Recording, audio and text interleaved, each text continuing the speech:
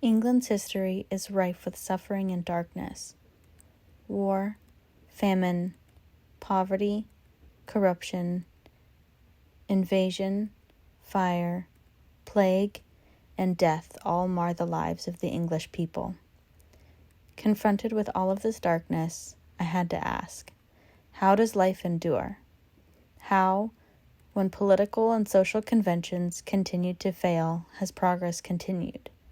How, among all of this tragedy, have the people maintained laughter, beauty, joy, and hope? One answer is human connection. However, it's not quite so simple. Human nature is steeped in duality. We have equal capacity for good and evil, generosity and selfishness.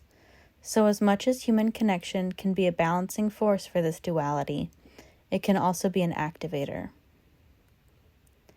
As we move across this timeline of English literature, exploring the shifts in language and literary technique, we'll analyze each writer's interpretation about the impact of the human connection. When does it work in favor of growth and progress, and when does it result in harm? Starting in the medieval era. While many cultures were experiencing growth and peace, life was rough in medieval England. This was a time of conquering and invasion, blood and death and subjugation as England was chucked back and forth between conquering tribal nations. The effects of this are seen in the language. Old English, used until 11 or 1200, is a completely different language from how we recognize English today. The multicultural invasions created a language that was a blend of Germanic, Scandinavian, and Celtic structures and vocabulary. Old English was grammatically gendered with masculine, feminine, and neutral forms. It was highly dialectical, split into 4 primary regions: Northumbria to the north, Mercia in the middle, Kentish to the southeast, and West Saxon to the south and southwest. And the conjugation was much, much more complicated than today. For example, the infinitive will lan means to wish. When you conjugate it, the meaning changes. These are just a few of the forms, and it gets much wilder than this.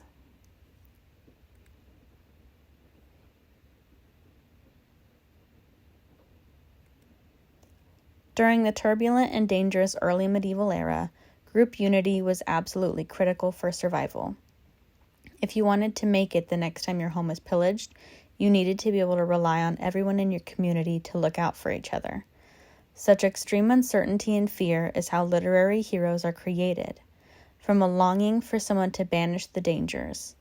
Thus, the epic poem Beowulf was born. Underneath the depiction of kingship, glory, and heroism, the value of the social bond is embedded in every section of the story. From long explanations of lineage to representations of unity through loyalty and connectedness, story beats are equally motivated by the individual desire for valor and the need to defend the tribe. This is supported by the juxtaposition of the warriors by the monsters. Grendel, in particular, is described as a lonely, miserable, and joyless creature. He's pure evil that cannot be negotiated with, finding equal satisfaction in killing men, women, and children. Grendel is fated to be this way. He is the literal son born out of Cain's sin, showing that familial ties are not always a boon. In my opinion, the final stand of Beowulf and Wiglaf in the aftermath is one of the best examples of the importance of human connection in Beowulf. In this passage, just after the defeat of the dragon and death of Beowulf, Wiglaf recounts how his desire to stand with and defend his lord gave him bravery and strength. It is with that strength that Wiglaf and Beowulf were able to defeat the dragon together. Wiglaf also brings up how his strength alone was not enough to save Beowulf. Because so many abandoned their loyalty out of fear for their own life, Beowulf was left too vulnerable. To touch briefly on language again, great change occurred in the English language because of the Norman invasion. Through the French influence, the inclusion of words rooted in Latin introduced new vocabulary and shifted spelling and pronunciation. English sounds started to resemble the Romantic languages, and while it's still far from modern English, it's much more familiar. Also note, grammatical gender was completely discarded in favor of sticking to natural gender.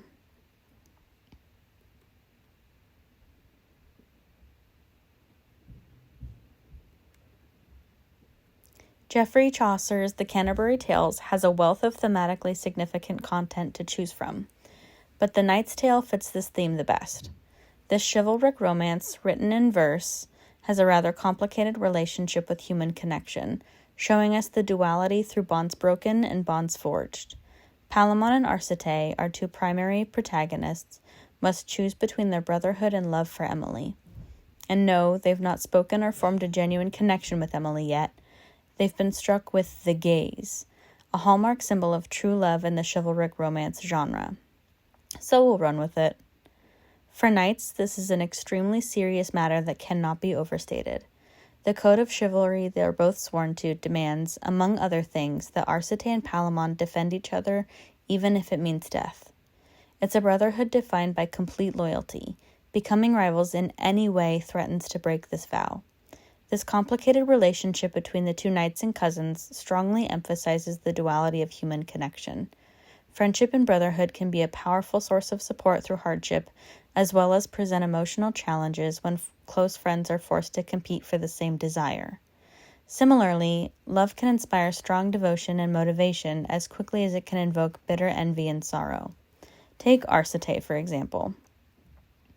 Arcite is so struck by his inability to see Emily that his body's decaying into an almost subhuman state. He's gaunt, malnourished, lonely, joyless, and wails all night long. Love is actually killing him, driving him to madness. How Arcite and Palamon respond to their situations determines whether or not human connection will activate or balance them. Catherine A. Rock, writing for the Chaucer Review Journal, has an insightful take on this. Rock argues that Arcite, once an honorable knight, became an oath-breaker after a series of actions that betrayed his vows. This is definitely a fair interpretation. From the moment he saw Emily, he abandoned his principles in order to chase his individual desire. In this passage, he suggests that love supersedes law, and it's no small statement. This shows that Arcite will justify abandoning his oath however he needs to, even at the cost of his long-standing bonds. Love has activated the darker side of his humanity. Palamon, though he also strayed from his oaths, sought to adhere as closely to the chivalric code as he could. He more often thought of others before himself, he remained honest, and he remained committed to his oaths to the gods that he worshipped. Because he sought balance, Palamon was rewarded in the end. Now we move on to the Renaissance era. The age was still rife with conflict, but a massive wave of progress made enduring things a little bit easier. Spreading public schools and improved access to education brought increased literacy, scientific and medical advancements, the growth of philosophy, and so much more. A side effect, it seems, of this progress is the increased inclination to publicly examine and critique the systemic conventions of the time.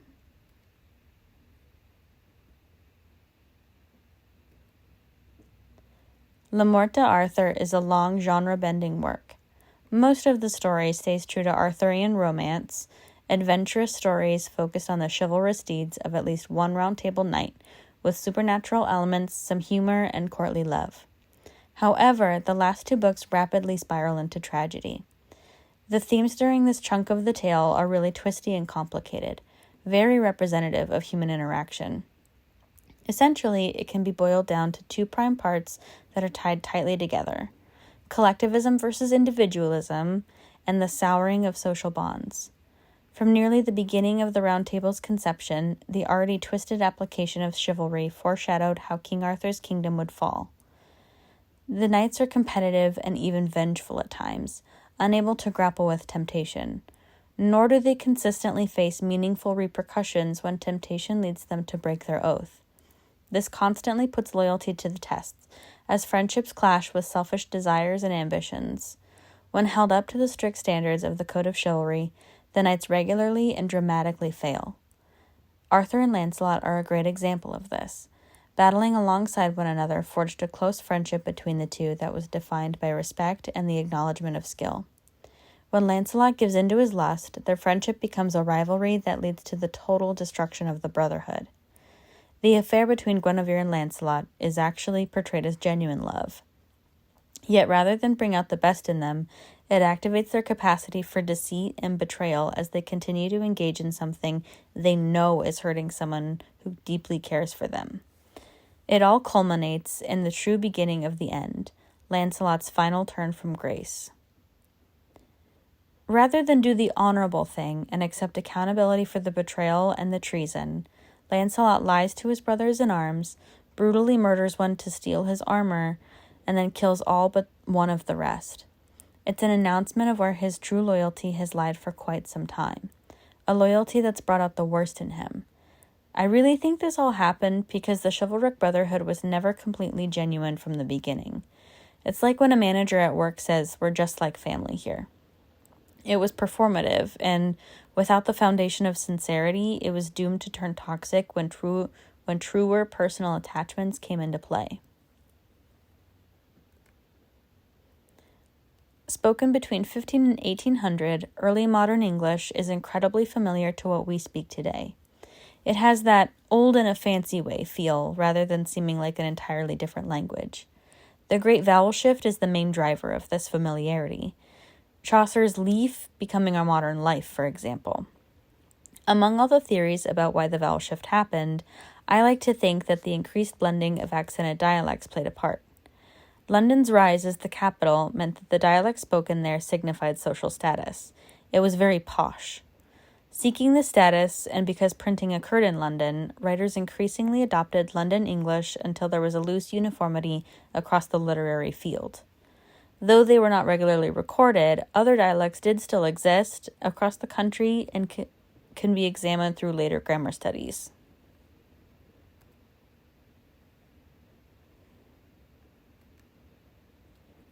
King Lear is a tragedy centering around an aging king who intends to split the kingdom between his 3 daughters. It's a powerful exploration into human nature, power, consequences, and aging. Most importantly, for this interpretation, King Lear features the intense impact of familial turmoil. From the very first scene, we see this turmoil at play. 2 of the sisters, Regan and Goneril, make dramatic and dishonest professions of love for their father and act as a foil for Cordelia. The former represent dishonesty and greed, while Cordelia is our moral compass and represents grounded and deeply sincere familial love. King Lear, tragic hero and protagonist that he is, misunderstands Cordelia's more modest expression of love and casts her out of the family. It's his first crucial mistake. The desire for public spectacle and flattery caused him to reject a meaningful bond. Regan and Goneril end up joining sides with the antagonists in order to usurp their father, despite inheriting 2/3 of the kingdom, while Cordelia continues to support their father despite being rejected in such a painful way. The choices made by Regan and Goneril, choices that increasingly grow villainous, ultimately lead to their deaths, one by murder and the other by remorseful suicide. Cordelia and King Lear also perish by the end of their story, but not before their reunion threatens to bring the audience to tears. This passage made me really sad. Despite King Lear's cheerful tone, not only is it beautiful and emotional, it shows just how far King Lear has gone into his madness, which realistically is probably dementia. He's completely out of touch with the reality of the situation, using the image of a birdcage to idealize imprisonment. To him, it's a way to keep himself and Cordelia safe while they reconnect post-separation. Lear imagines that they'll be happy like singing birds, recounting happy memories and gossiping like God's spies. As long as his truest and most loving daughter is there, prison could not possibly be a miserable or perilous fate. In the article King Lear, The Lear Family Romance, Harry Berger makes an interesting analysis of Cordelia's reaction to the situation. When sentenced to prison, Cordelia, in couplets, makes a dissociative remark about the situation. She essentially says, "We are not the first to have brought about such a fate with our good intentions, and by taking care of you, I am now cast down too." She speaks very tactfully to her father. You could argue that Cordelia's lack of warmth is simply part of her nature. It would not be the first time she's refrained from proclamations of familial love, or that she's resigned to her fate knowing that she did what she thought was right. Berger takes it as a sign of a bond broken and beyond repair. I'm not quite sure that I agree, but I think it's a sound interpretation. It would be understandable if Cordelia, after being so hurt by her family, is mournful about where her continued loyalty has landed her. The moral of this tragedy, when you reflect on all the interpersonal chaos, is quite complicated. On one side of the coin, King Lear highlights the critical importance of trust and honesty in relationships and expresses the powerfully redemptive nature of unconditional love. On the other side, the play warns about blindness and the potential for betrayal through the absolutely destructive consequences of trusting the wrong people.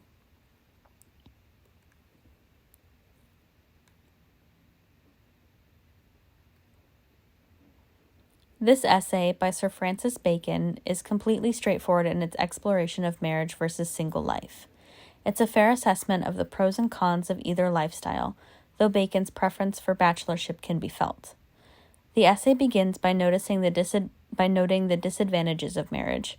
Married men are limited by their obligation to provide for their family. They're unable to make bold or risky decisions out of their own self-interest. Single men, in contrast, have the freedom and independence to pursue all manner of intellectual, artistic, and financial pursuits. They do not have any need to worry about saving money because they're untied, so they're free to be as generous with it as they wish. However, married men tend to think much more seriously about the future out of care for their children. Bacon describes this as an inspiring and strengthening boon of married life, because it motivates men to put great effort towards building a better future. Single men, without these bonds, can often be selfish, wasteful, unmotivated, and unreliable. They grow so comfortable in their unencumberedness that they avoid commitment altogether, out of a self-serving desire to preserve their wealth. Marriage brings a compassion and discipline that single men lack.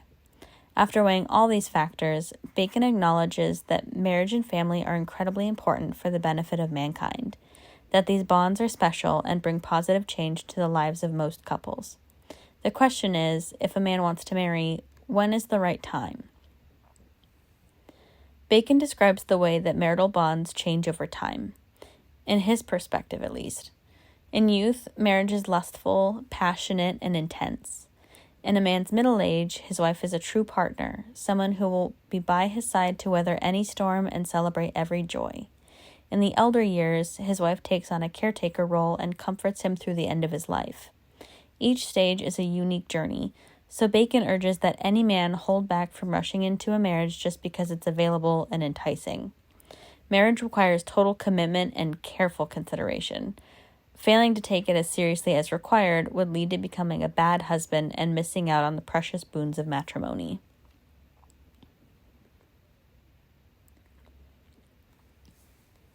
In 1660, the return of Charles II cast aside the oppressive regime of the Puritan Commonwealth. For the people, who hadn't even been allowed to celebrate Christmas between 1649 and 1660, saw this as a time to rejoice and reclaim lost freedoms.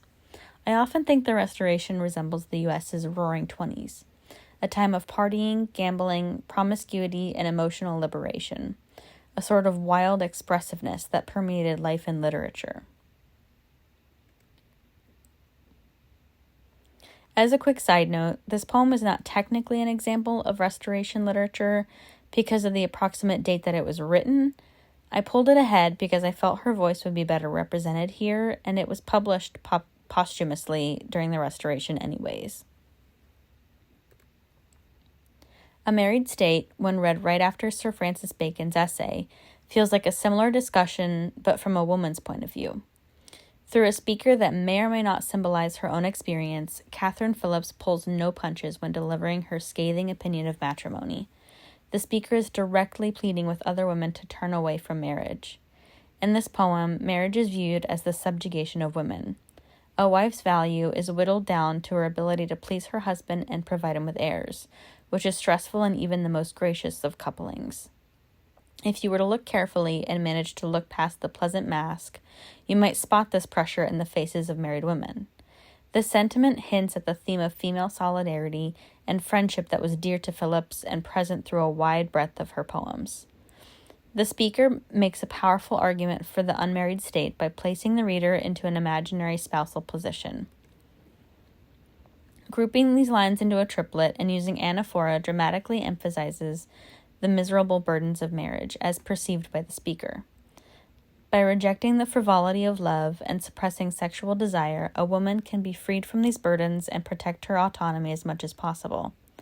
The final line of the poem is confusing at first, but after doing a little research, I discovered that it perfectly punctuates Phillips' message. This line directly references a popular Elizabethan proverb. Gwendolyn B. Needham, in her article New Light on Maids Leading Apes in Hell, explains this popular proverb has been used in a multitude of ways over the years to manipulate women into acquiescing to societal expectations. The general notion was that a woman who resisted marriage and child-rearing was rejecting salvation through holy matrimony, and the punishment for this was forcing her to couple with apes in hell for all eternity. Phillips references this proverb to offer comfort. She's saying, "Don't buy what society's trying to sell you. You don't need love and marriage to be complete and happy."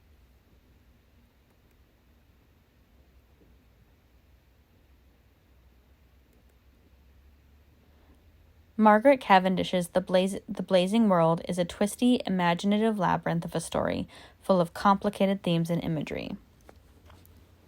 Surprisingly, though, her philosophies surrounding the value of human connection are relatively straightforward. The kindness and patience expressed by the anthropomorphic people towards the Empress, and her desire to understand them in return, exhibits the importance of empathy and openness between people. The Empress is completely foreign to the Blazing World and is, understandably, terrified at first. She's never seen beings like them before, and her native world is flooded with harsh cruelty, so it makes sense that she would expect danger. Because the reaction is to offer acceptance instead, the Empress is empowered and motivated to learn as much as she can about this new world. What follows as a result of this empowerment is a wealth of intellectual collaboration between the Empress and respective field experts, an open trade of ideas, all for the purpose of evolving and expanding their understanding of the universe. One of the most fascinating and kind of confusing forms of connection is the relationship between the Empress and the Duchess. This passage, at the very end of Part 1, is nowhere near the most intense description of the bond these two women have. Other sections have them literally joining souls, but I felt it best encapsulated the nature of their relationship. There are strong queer tones in nearly every interaction, but throughout the story, their relationship transcends beyond romance. Platonic, in this context, is alluding to Plato's philosophy on love. It's a deep bond defined by love, acceptance, honesty, understanding, mutual respect, and selflessness. In short, the Empress and the Duchess are soulmates in more ways than one. The impact of this relationship on the Empress's character is eloquently explained by Bronwyn Price in her article for the Early Modern Literary Studies Journal. The friendship between these two women is the most important connection in the text, with the most profoundly positive impact. It's the catalyst for the Empress's character growth, aiding her in triumphing against even her own mistakes. The dramatic victory at the end, though, should be attributed to every connection formed throughout the story. Thanks to all of the collaboration, curiosity, kindness, and support given and received between the people of the Blazing World and our protagonist, she's transformed from a fearful and helpless lady to a glittering, fierce, goddess-like empress.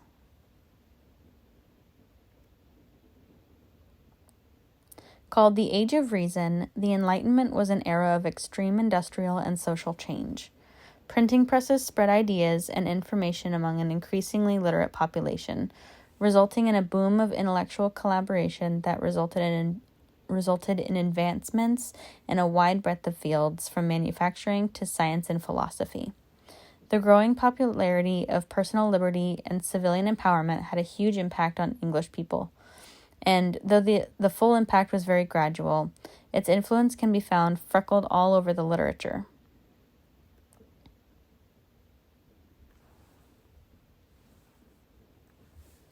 This epistolary poem, the style of a letter that was never sent, is based on the true story of a young woman who falls in love with her tutor. The woman falls pregnant out of wedlock, and her uncle finds out, resulting in him castrating her lover. The woman joins a convent, and the man joins a monastery, where he becomes pretty popular.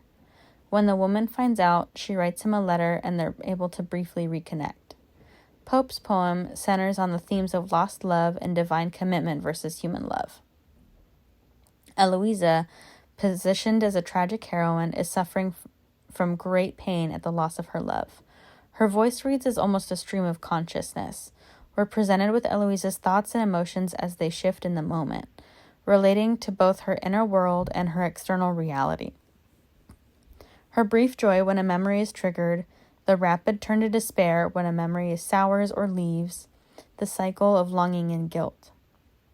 Eloisa does her best to be dutiful in her commitment to God, hoping it will free her from the claws of heartbreak, yet she cannot get Abelard out of her mind. It seems as though the harder she tries, the more their shared memories haunt her. At night, when she cannot push all thoughts of Abelard from her mind, her feelings of love permeate into her dreams. Her longing for his voice, his looks, and his touch conflict with a sense of resentment towards him for leaving her. The poem is absolutely full of these contrasting emotions. Metaphors, imagery, and personification beautifully describe the power of love, yet she pleads with God to conquer and do away with it. Her failure to fully commit to God brings intense guilt, but it's as though the choice is completely out of her hands anyways. The poem ends with Eloisa almost joyfully ruminating on death, seeing it as the only way she might ever be reunited with Abelard. There's no clear moral or message here. Alexander Pope is asking the reader to empathize with Eloisa's suffering and join in her rumination. Where would Eloisa and Abelardo be if society had not severed their bond? Should society be allowed to treat genuine love this way just because it did not meet the conventional demands? If God can't overcome love and heartbreak, how can we cope with the pain? Is it truly better to have loved and lost than to never have loved at all?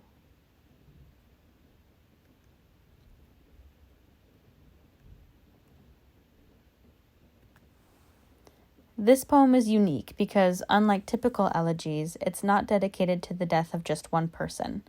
Gray's speaker is dedicating the elegy to all the departed surrounding him in the humble graveyard, and even his own death, connecting their passings to the fate of humanity as a whole. The speaker tries to envision what life might have been like for the forefathers of the graveyard, imagining what they would miss and what they would find meaningful. One of the most important concepts touched on in this section is familial love. Warm and fuzzy imagery paints the picture of a tender and loving home, accentuating the sorrow at knowing this is comfort the forefathers can never return to. The repetition of no more in this quatrain and the previous is used to say that both the living and the deceased are bereft in death. The living are bereft of a loved one, and the dead are bereft of all that made their lives meaningful. In the next section of quatrains, the speaker personifies a number of concepts that are highly valued by nobility, for two reasons: to remark at their frivolity in the face of death, and show how fortunate birth may be the only difference between the wealthy and the poor. Those who are born into affluence should not turn up their nose at the less fortunate. It's not their fault they were not afforded the opportunity to shine. The beautiful imagery in this stanza serves as a metaphor for the potential within the common folk. The speaker believes that those buried in the graveyard likely had the same potential as any famous person who has lived and died, but never had the opportunity to use it for better or worse. Shifting away from these hypothetical musings, the speaker remarks on how humankind approaches death and our requirements for a peaceful passing. All people, in the face of death, look back on their lives and wish they could stay. In order to meet death with peaceful acceptance, we need someone we love to reassure us we're not going through it alone. We need to know that we'll be mourned, that our lives meant something to someone. The last 2 lines of the stanza reveal one of the most meaningful parts of humanity. Our earthly ambitions will die with us, but the effects of our ideas and interactions will remain. It is through relationships that life conquers death. Everyone that our life touched, in ways big and small, will carry a piece of us with them. Through this mournful contemplation of life, death, and meaning, Gray touches on the universal truth of humankind. We are all connected and made equal by the duality of human nature, our longing for social bonds and remembrance, and the mortal fragility of life.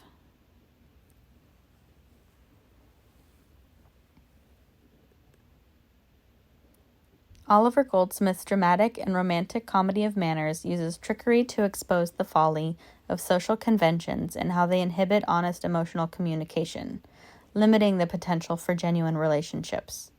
The male lead, Marlowe, is defined by his insecurities and severe concern about social perception. He lives in fear of failing to measure up to societal standards, causing him to wear a mask that brings more embarrassment than it protects.